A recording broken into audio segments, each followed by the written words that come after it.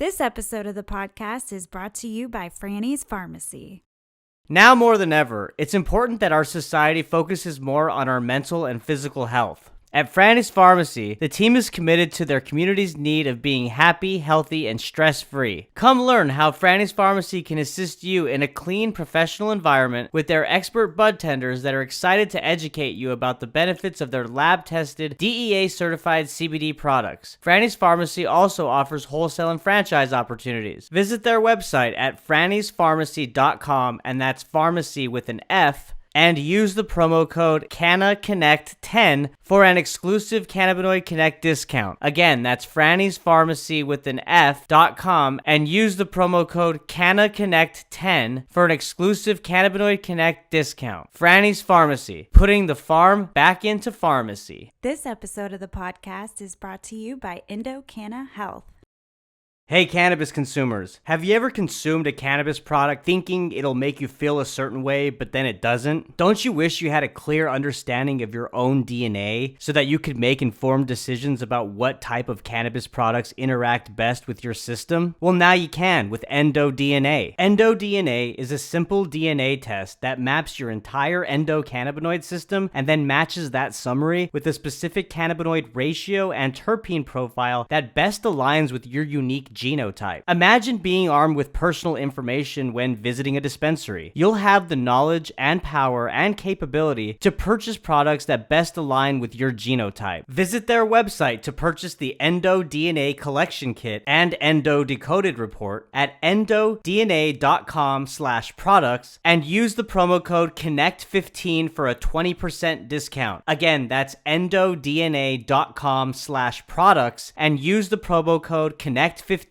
for a 20% discount. The future of cannabinoid therapeutics is here with EndoDNA.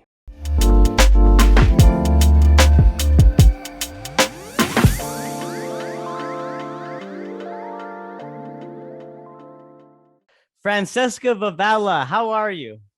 I am doing great. Thank you. I'm here. I am happy. I am ready to talk. I got to tell you, we only chatted for about a couple of minutes before we started recording, and you got this energy about you that it's a good vibe. It's gonna make for a really good conversation today, I feel like. So thank you. Thank you. It's just, it comes from, I don't know, just loving all of this. I get very excited very easily when it comes to talking about cannabis. So yeah. Of course. Yeah, no, I feel the same way. And, of course, we got a lot to talk about when it comes to cannabis. And, of course, your marketing agency, which is, I think it's Alias Cann, but I also saw that there's the sales joint and you've got a lot of businesses. So first go ahead and list them out and what your role is. And then I want to put that aside for a second because I want to kind of first start with you, but I want to first clarify your companies. Sure. Yeah, there's a little bit of a tangled necklace there of businesses. So yeah, my partner Mike and I started out in the cannabis industry with Alias Cann. I think we founded that in 2015, maybe 2014, 2015-ish. And that was our sales and marketing agency. As we got into the industry more, one of the biggest needs was for a lot of CBD companies, because it was right after the 2018 Farm Bill passed, and CBD companies needed our sales assistance. And so we had so many incoming leads that we decided to start another company, Terrapin Select, which handles resale of CBD products and, focuses on education and a whole bunch of other things. So we have the CBD side of the business is Terrapin Select, and we were operating Alias Cann on the cannabis side of the business, the THC side of the business. And once the pandemic hit, we ended up changing our model a little bit and narrowing it down even more. So we decided to kind of wipe the slate clean branding wise with Alias Cann and start over as the sales joint. So same people and doing largely the same thing with a little bit more nuance, a little bit more productizing of the services, a little bit more niche servicing. So it's really the sales joint that is the most active one. And then infused is our Cannabis talk show. So Got Those are you. all the streams. It's just, which is exactly why you get so excited and passionate about the space, because you are heavily involved. So I get it, and I'm excited to dive into that with you. I first want to start with, I guess your remarkable story and background, which, I'll kind of set the stage here. And from what I read online from the research I saw, that you and your sister Emily were the youngest successfully separated conjoined twins in the United States. Yes, that is true. At 4 days old, we are the youngest where we were both successfully separated, which means both twins live beyond the surgery. So yeah. Wow. Wow. That's incredible. And so, yeah, I mean, well, first off, I mean, tell me What's that about, yeah, like? what's that like? Yeah, what is that like? I mean, wow, that's Yeah, it's remarkable. it's pretty great, I have to say, to be like kind of a freak of nature by birth. And really it's not something that I can take credit for. It's just biology. Conjoined twins are not something that is inherited. They are completely random. So they're actually identical twins that don't finish separating. So wherever zygote wise they stop separating, that's what you grow into. And so Emily and I were connected at the abdomen, and we shared the liver. So that was fortunately the only major organ that we shared, which is what allowed us to be separated so young. And we would have waited. Usually, I think doctors would want to wait to develop and make sure babies are healthy and everything and can handle the surgery. But Emily actually had an additional problem where she needed abdominal surgery for her GI, like blockage or something. And so they had to do the surgery. It wasn't something like that was ideal. So it was the first at Johns Hopkins, which later became like renowned for separating conjoined twins. And yeah, it's a wild ride to have had almost nothing to do with it, but to be the subject of something that's so special and like, and not having participated in, I just existed. But I have like all these old video clips. I have like Oprah, when she was a news anchor, did a little news report on us and interviewed my dad. So it's a weird, surreal, like almost past life celebrity in a way. Yeah, you're part of like human history. I mean, yeah, that's so crazy. And you still to this day hold that title at 4 years old. So that's you Yeah. and Emily both, of course. Yeah, that's something to be proud of. Well, so where did this passion from cannabis come from? I mean, had you been curious at a younger age and consumed, or have you, recently consumed, or, how did that all Yeah. start? It started very late for me because growing up, in addition to knowing we were medically different just from being conjoined twins, at age 3, I got a form of cancer, or childhood cancer, called Wilms tumor. And so I had to have my one of my kidneys removed and had to have chemotherapy. And so all growing up, all I heard was about being careful of my kidney. And I knew I had a liver that was fine, but maybe not like everybody else's. And so I think, internalized all this apprehension about what I could do, damage I could do to my body without realizing it. And so I, child born in 82 and grew up through the whole like just say no era. And so I Nancy Reagan. really, oh yeah, so she did her damage on me, and I definitely bought it hook, line, and sinker. And I was just very fearful of trying things. And so it wasn't until I was in my 20s that I smoked for the first time. And then it wasn't until 2015, 2014, 2014, I think. I'm terrible with years, but around 2014, I really realized more of the medicinal effects of cannabis. And that's when I kind of had this uncovering of this big lie that I was told. And it got me really mad because in 2013, Emily passed away from a superbug, from pneumonia that she just couldn't fight off. And so it was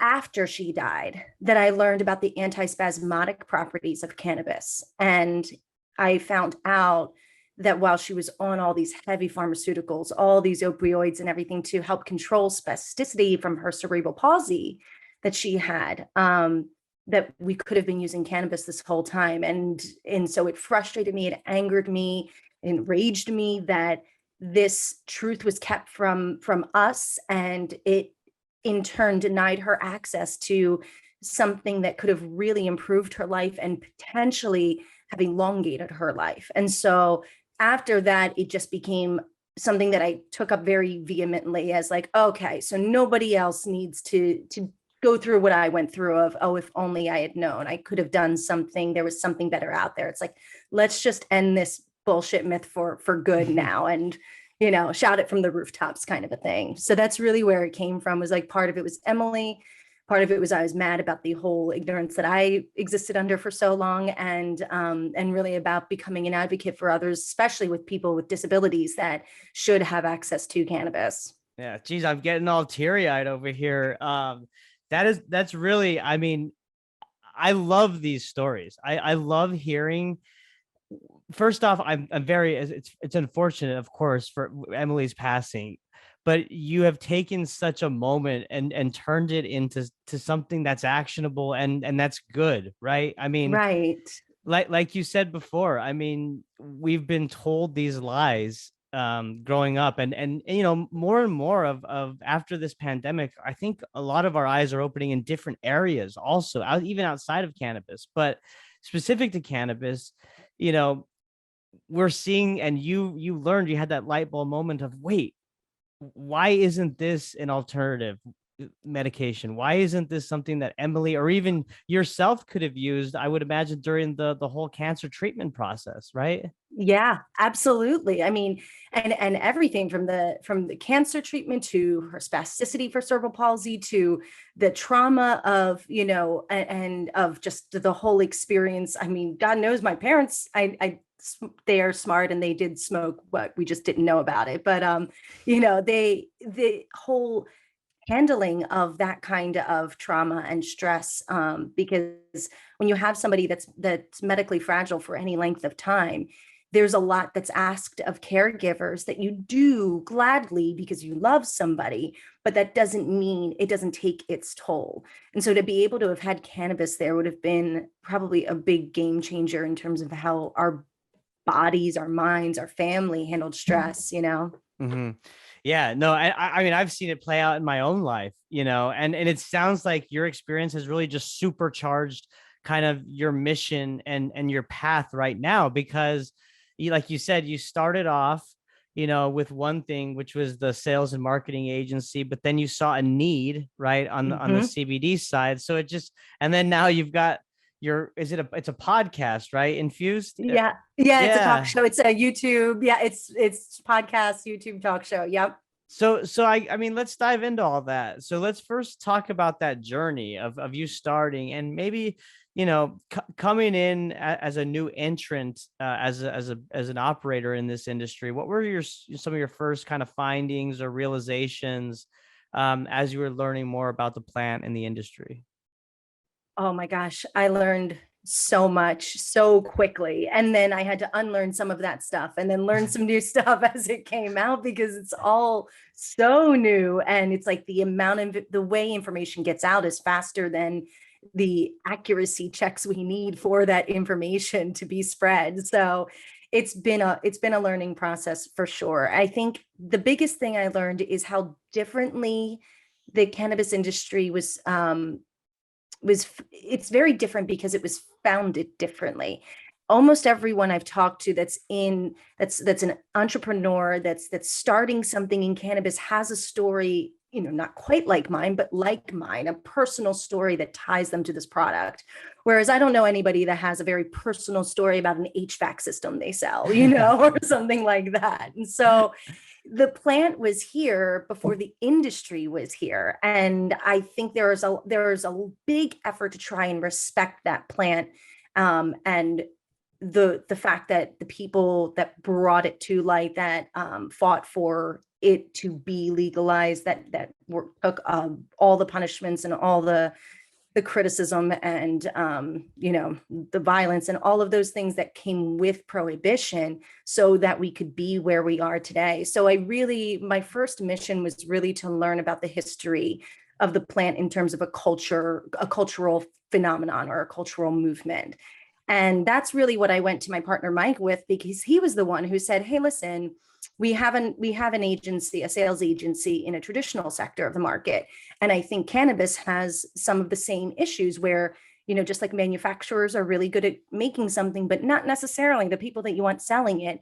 A lot of times growers, they just want to grow cannabis. They want to grow their fire. They want to be doing that kind of stuff. They don't want to be on the phones. They don't want to be selling and all of that stuff that you have to do. And so it's like, well, maybe we can help with that and be the bridge between the grower and the retailer, and help move that supply chain along faster so more patients can be served, so more small businesses can succeed, so more quality craft bud can get into the market.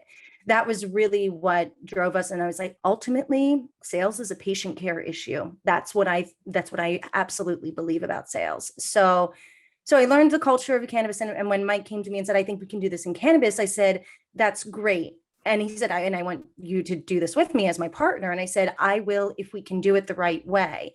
And I said, that means we have to be all in. We're not going to be hiding behind our mainstream industry name and then selling cannabis on the side. Like, we've got to be in front of it. This is a political thing. This is a social thing. This is about activism. And he absolutely was all in. He was like, I love it. That's why I wanted to work with you, because you have that kind of vision. So that's what we started with, was like, let's start meeting people. Let's start networking. Let's learn the science. Let's learn everything we can. And it was just, drinking from fire hose. And yeah, no, it was a that's lot. yeah, no, I mean, it's still like that, right? Because we're still yes. like scratching the surface as to what we're learning and understanding about this amazing plant. And to that point, like, what were some of your like, oh my gosh, moments, like surprising moments of just things that struck you, maybe from a science perspective or a medicinal perspective or an economic opportunity perspective, like whatever it was that just fascinated you or intrigued you about the plant as you were learning? I think one of the first things I learned that really, I guess, just stuck with me is definitely in the science of the plant. I had no idea that there were multiple cannabinoids, that there was anything other than THC or CBD. I had no idea that we have an endocannabinoid system, that we were built to receive cannabinoids, that it's this modulator for our bodies and our minds. I mean, understanding that we not only can partake in cannabis, but we should be, was a game changer for me. I just became almost like a prophet for it. I was like, let me shout it from the rooftops. Right. So Yeah. it's such a great way to destigmatize, is through science. It's like, well, this is how it is, guys. This is true. Yeah, can't argue the science, right? I mean, that's kind of been the saying. And it's so true, because you'll talk to people and there's no fault to them, right? Because if you're not familiar with the plant or understand the science like we've talked about, you might associate it in categories like other external substances, say alcohol, right? Mm-hmm. And where they're vastly and how they're vastly different is just how you mentioned. I mean, our body produces natural endocannabinoids, right, within Mm-hmm. our ECS that regulates our system. And so to take in cannabis, consuming, either whether it's smoking or eating, I mean, that's natural because our body produces it. Alcohol, on the other hand, while it can be used as a form of medication and often is, our body rejects it, right? Because Yes. it's not a natural chemical that our body is familiar with it. So if we intake too much of it, obviously there are side effects. You can vomit or, whatever the case may be. But it's interesting. And I totally agree that would be one where, like, wait a second here. And that was already your interest going in, obviously, with Emily and yourself, right? So diving in further, it's like, oh my gosh, like, and we still have so much more to explore. Right. I was like, oh my gosh. And you guys aren't even talking about flavonoids, and people are still shopping THC percentages only. And look at those terpene profiles. Come on. Right. It's exciting to see. It can be frustrating at times, but I like to look at it as exciting to see how much more there is to learn, and how much we all get to do to educate the public as legalization keeps coming on board state by state. Now, our jobs, producers' jobs, retailers' jobs, the media jobs, it's to educate people on this because we've had that education withheld for so long. So yes, I love that you want to get high. You do that. I have a better way for you to do that than looking for the 33% THC. It's probably a falsified test anyway. So just follow me. Exactly. Well, let's go back to your point about, being that liaison between, the grower, the cultivator who just wants to focus on rolling up his sleeves, getting his hands in the dirt, he or she, and growing this plant, right? And where you fit in and kind of what states you're really focused on in supporting that effort. Yeah. I love that question because it gets to the heart of how we work and who we work with. So there's a couple of ways that we do that as, like you said, the liaison role. One is that we help people help themselves with the sales joint came about when we productized their services I mentioned before. And so when COVID hit and things changed dramatically and overnight, we had to adapt to, because suddenly, the grower clients that we were working with on a private sales level, everything changed for them. And so we were like, okay, how can we scale our businesses when everybody's in flux? And we were like, let's create something stable. And so we decided, we're like, we are really, really good at calling dispensaries, getting to the purchasing manager or the decision maker, building rapport, and finding out what it is that they're buying. How much are they buying at a time? What are they spending on that? Who's their typical client? How do they want to be sampled? What needs to happen to be a new vendor for their store? What are their pain points, and how can a producer serve them, or we can serve them? And so we took all of this information that dispensaries gave us. It takes a lot of time because it's prospecting and you're cold calling busy people that are getting called a lot, and so they don't always want to come to the phone, or they can't always come to the phone. And so it could take 10 calls to get a complete set of information. But what we built from that was essentially a lead list, a buyer's guide of, state by state. It's like, here's the dispensary, here's everything they need to buy, here's like basically a blueprint for how to sell to them. If you have these products, if you can fulfill this order, if you are looking for this price point, here is exactly who to contact when they want to be contacted and how to sell to them.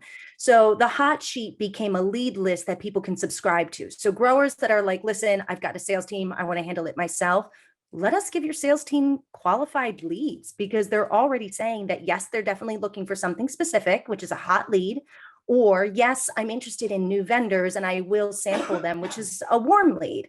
And either way, you can now prioritize them, see what kind of opportunities they are, build your pipeline, because that prospecting work is really the drudgery of sales. It is I was so going to say, boring. that's a lot of cold calls. Wow. A lot. And that, I mean, that was the primary method of how you extracted that data. I mean, was there any research online that you were able to pull this product information, or? A little bit, but we used anything online as supplemental, like research for the phone conversation. So as soon as we have a dispensary that we think like, this is a live one, this is definitely somebody that's good, that's engaged, that's a legit opportunity, we would follow them on social. And then we might DM them, share their stuff, try and promote them, so that we can get some cross promotion and build that rapport even more, because our big thing is sales is a relationship-based business. And so we really need to cultivate that relationship, not work towards the transaction. And that's really our mindset in all of this. So it is about 1,000 calls, give or take, every month, like 1,000 dials to get 20 to 25 hot or warm leads every week. And we do it, it's pretty rare that we miss that 20 mark. And it's satisfying to see. And then what we do is we give people workshops, pre-recorded workshops, some sales tools that they are downloadable for how to sell. It's like, hey, this is what's worked for us when we've gone into dispensaries, when we've had to close a sale, convert a prospect. Here's the script we use. When we hear these objections, here's how we try and overcome them. Because a lot of people will just be going through the motions and being like, okay, I'm here, I want to drop off a sample. It's like, well, how do you know your sample is going to stand out in a bag of 30 samples that they're not going to look at until the end of the week? Your label shouldn't fall off. They need to know who to call if they like it. Have you followed up on it? There's a lot of work on the sales side that is about running a cannabis business. And so many producers we saw were focused on creating a cannabis product. So we really wanted to bring the business side of it and through sales and anything that touches sales to them. So that was the way we productized it. And then this other two ways that we work as liaisons. One is private sales, which is a very limited thing. It's like certain farms will hire us to do their calling, their prospecting for them. They'll have a boots on the ground person that will actually deliver the goods, but we'll handle leaf link, we'll handle incoming calls, we keep CRM notes, all the sales stuff that's really hard to get people trained to do. We're already the well-oiled machine that does it. We do it all day, every day. So we become essentially an outside or an outsourced sales team that just does all of our work from Delaware incredibly effectively. So we take very few clients on that way. And then the third thing is we work in consultation and coaching. A lot of CEOs, a lot of owner operators, solopreneurs, they know they need a business plan, but they don't know how to make one, or they make one that's too inflated, or, it's they spend too much time making the business plan rather than running the business. They know they have 50 things to do, but they don't know what the next best thing is to do. They know that their sales team isn't performing where they want them to, but they're not sure where the holdup is. Is it in the talent? Is it in the process? Is it in the management? Is it in the training? We handle all of that. So we consult as much as you need us to. If we can talk for an hour, 3 hours, 2 hours, it doesn't matter. And we can get a blueprint and give you a strategy to go forward. Or if you want us to, we can have an ongoing coaching call. We can help you, because it's lonely at the top. There's nobody that's under you that's really going to say like, hey, listen, I don't think that's a good idea. If they really want their job, they might not tell you that, even though everyone's thinking it. And so we'll be like, here's something that you might not be seeing because you're too inside of it. You're too close to it. So yeah. So it helps to be assisted with an outside perspective that is focused on top line revenue growth, which is exactly what we do. Wow. Yeah, no, I totally understand that due diligence approach. And it sounds like y'all are just doing everything with a purpose. I mean, going back to kind of my point earlier about how your different businesses have evolved based on the need that you've seen. But, when you talk about these blueprints, it's like, okay, you do the upfront work, the grunt work that most operators or farmers don't have time or don't even want to do. Right. Yes. And then you document that, though, so that it's like, okay, well, if you don't want us to handle it on a monthly retainer basis or what have you, we can hand off this strategy to you, and, best of luck. You have the blueprint, you have what you need. That really makes sense to me. And so I guess my follow-up question is, what does the ROI look like for something like that? We've had people say they've had 20% growth in sales since getting the hot sheet alone and following the steps that we recommend. We'll actually be able to move people, because we follow up with our subscribers. We'll say, hey, how's it working for you? You've had the hot sheet for 2 weeks now. Have you made any sales? And honestly, most of the time, people don't get back to us. And so I'm like, oh, that's not great, but it's okay. I understand we might be the low priority on that totem pole of business, and that's okay. But all we're trying to do is make sure that you are maximizing what you can get out of that. And so if they say, no, I haven't made any sales, we're like, okay, no problem. Let's go through your process. And this is all free, by the way. This is just because you're a hot sheet subscriber. We'll take you through the process and be like, are you doing this? Are you doing this? Okay, try this. And then let us know what you think. We want to walk with people through this because we operate from the no one grows alone mindset. It's our motto. It's our mindset. It's our mission, in that if we help our clients be successful, then they help dispensaries be successful, and they help patients be successful, because that's how it works. It's very cyclical, and that helps us be successful because no one grows alone. And that's our whole philosophy. So yeah, I think I might have gone on a tangent there, but I agree. I mean, and now, yeah, you did. Thank you. And now is the time for growth, right? I mean, yes. like this is the time when the industry is burgeoning. It's just kind of evolving and starting to take shape state by state. Yes. So why not, partner and work with people that eventually you're going to see in the end, right? I Right. mean, if there's Yeah. longevity in this, yeah, if that's what your focus is, of course. Well, in addition to the process that you mentioned, which the blueprint and the hot sheet, is there any type of legal advice or legal hurdles or challenges that you help these operators overcome as well? Is that in your scope? We really don't, because we're not attorneys. And oh my God, that legal landscape state by state is so different and so hard. But Yeah. what we do is we'll point people to good allies that we've worked with in different areas of the industry. So we have accountants and attorneys that we like, and ones that we don't. But so we will, if they're having a legal issue, a lot of times people will come to us as they're starting up their business. And it's a question of, if, for example, in Oklahoma, if you have a license to grow, and you decide to do greenhouse, OMMA, which is the legal guidelines, considers that an outdoor grow, but the fire marshal in Oklahoma considers it an indoor grow, an indoor structure. So now you would have to adhere to fire marshal protocol, but you also you wouldn't know that unless you looked it up ahead of time. So it gets very messy when you're talking about cities and counties and states and all these ordinances coming together. So we try to stay out of anything that we are not the experts in,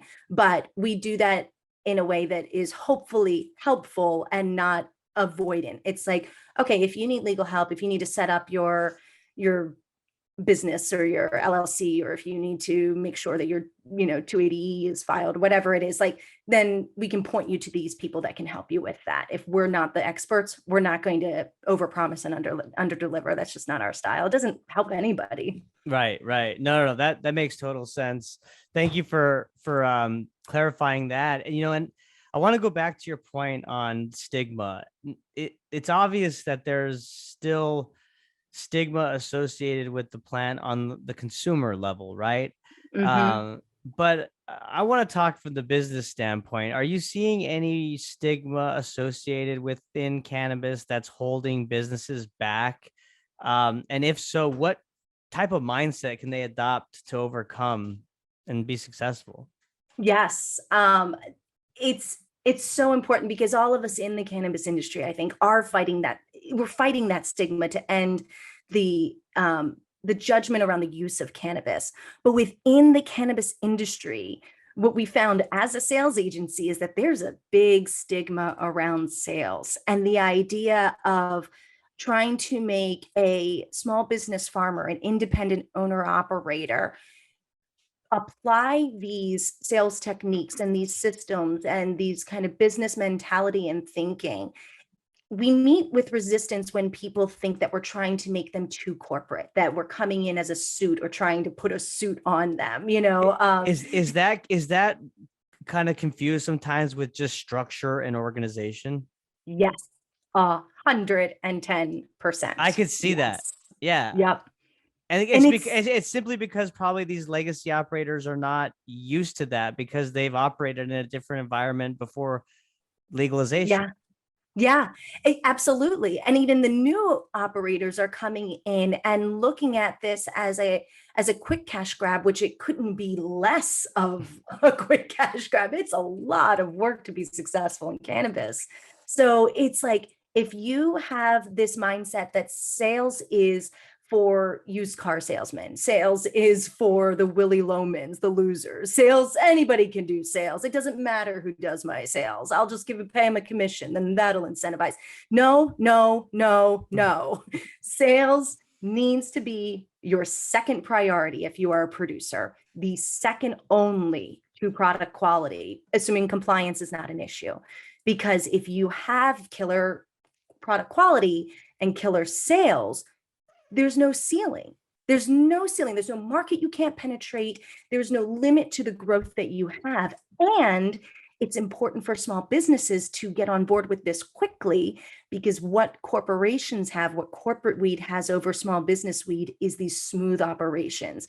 It's not that fat panda up in Washington grows the best weed. It's that they have the best systems. They make it easy to work with them. Mm-hmm.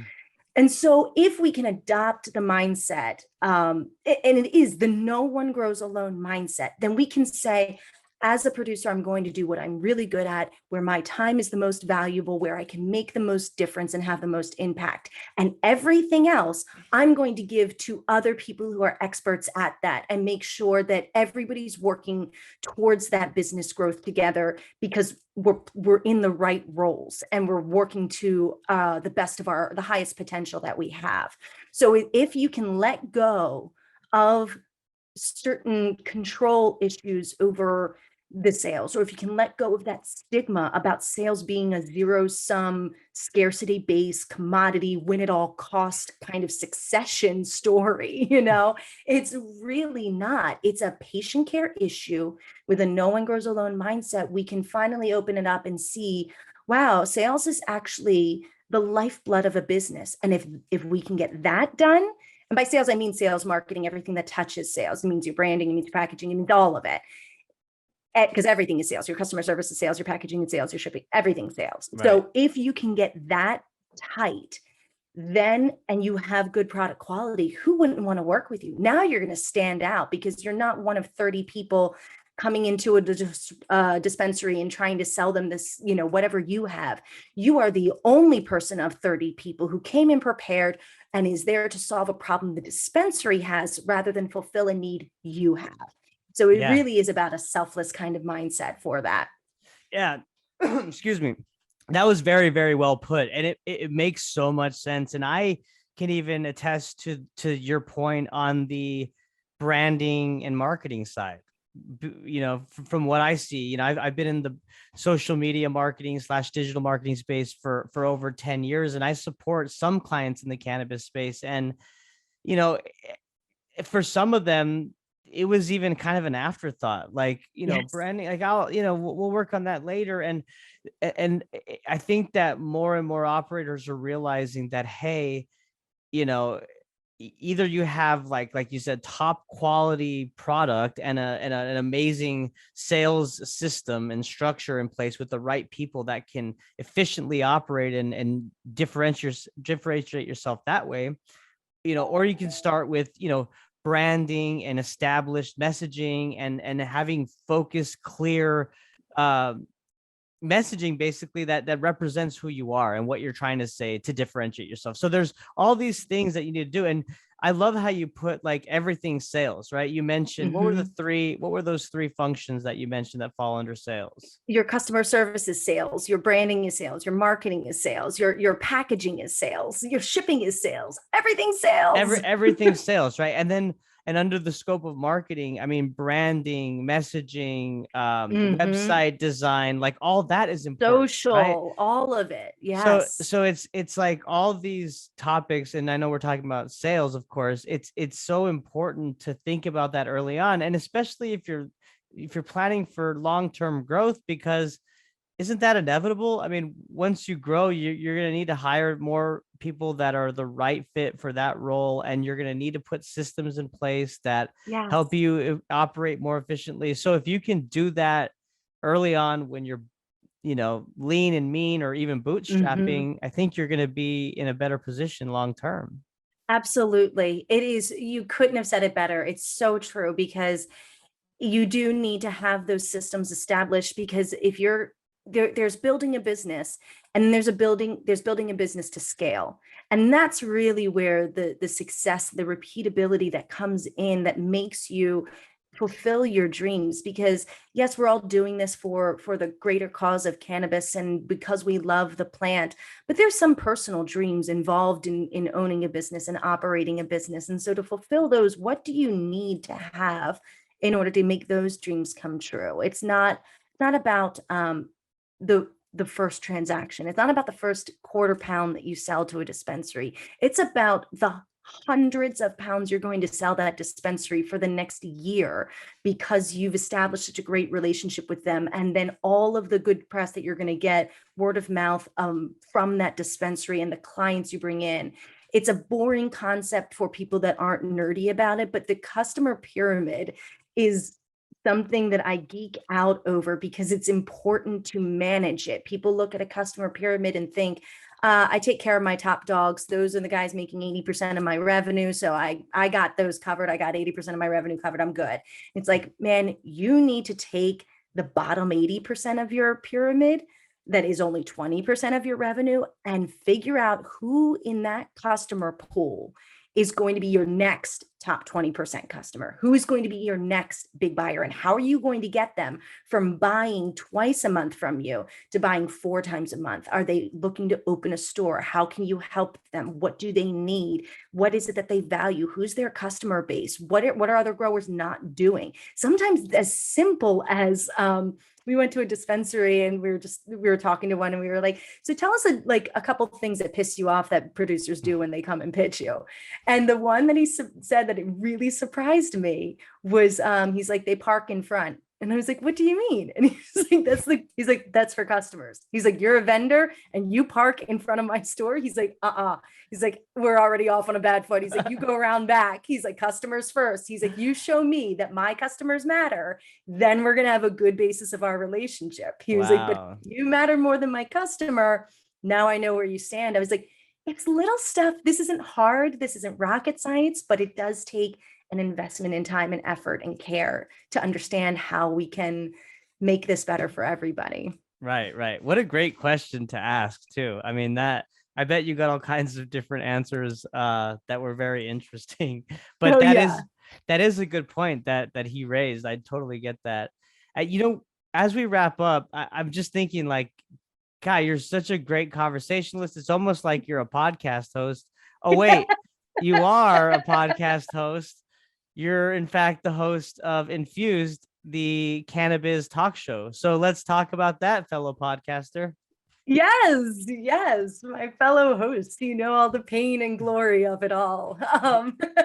All of it, yes. Yes. Especially one time where I recorded an entire podcast and didn't click record. That's only happened. No. That's only happened once, and it was the ultimate nightmare. And thankfully, the gentleman was so kind to record again. But yeah. Anyway, we're only human.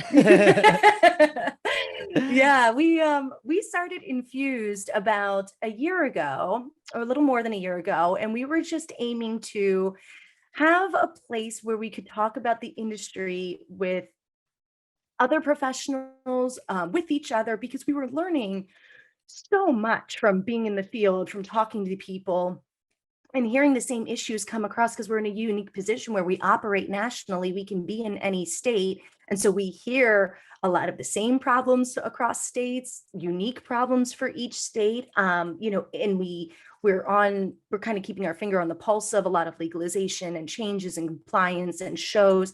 And there's just nothing about really like how to operate your business in cannabis in terms of a podcast or show. And so that's what we wanted to bring to it, with personality, with fun, and destigmatizing sales as stuffy and corporate. And so it's me and my business partner, Mike, and my husband, Nick, who also works with us. So he's our main host, and Mike and I are just kind of there to offer opinions, and Nick guides us through conversations, everything from a debate about Delta 8 and what is it and is it safe and how do you buy it and what does it do, to, all right, so you want to go to a trade show. Let's talk about the trade show this was one of my favorites, was the trade show as a carnival. And so it's like the different stations of the trade show that you walk in the floor, and the closer posers, and the disappearing act, and all of the people that you meet out there. And so it's fun, but it's also hopefully very helpful and informative, and a look at the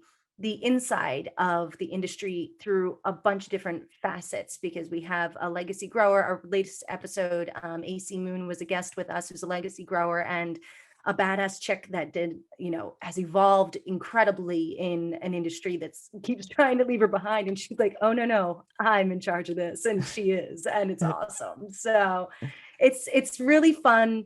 We want it to be fun and helpful and informative. And we just, we can't get enough of it. And we're hoping to very soon roll out some more content with a little blunt advice, either as a separate show or a a different part of the Infuse show. So little 15-minute kind of consultative advice pieces that we're going to offer probably once a week there. So yeah, it's a lot of stuff. Yeah, that's a really good idea. The 15-minute kind of short, more consumable, maybe direct, right? Like Yes. action oriented type content. And then you've got your more conversational based format with Infused. That's really cool. Yes. And I mean, I'm sure you agree. Like, I mean, me having this podcast and you being a podcast host, you learn so much throughout the whole process when you're talking to people. And then of course you're building just these great relationships and you're networking, and just it's a beautiful thing. Podcast has been the great medium for me. So yes, so you're exceptional at it. You're incredible to talk to. I love listening to you. I love talking with you. So it's been so easy to be on here and so fun. oh my gosh. Well, thank you for that. That's the perfect way we're going to end this. I'm going to just end on the high note. I'll end on that high note. No, I'm kidding. I will say that it's been a pleasure talking with you as well. I've learned so much, Francesca, and I know that the audience has also. Where can people find y'all's website, social media channels, the Infuse podcast? I mean, everything if they want to learn more. Yes. Please do. You can find out more about our sales services, about what we offer for businesses on thesalesjoint.com. You can also follow us on social to see how many hot sheet leads we're releasing every week. You can sign up for the hot sheet. So our Instagram keeps it fun and light. And the Infuse show doesn't have a website yet. That is coming, but you can follow us on YouTube. Please subscribe. You can, of course, subscribe, rate, review, follow us anywhere you listen to podcasts. You can catch us on Roku, on Pro Cannabis Media.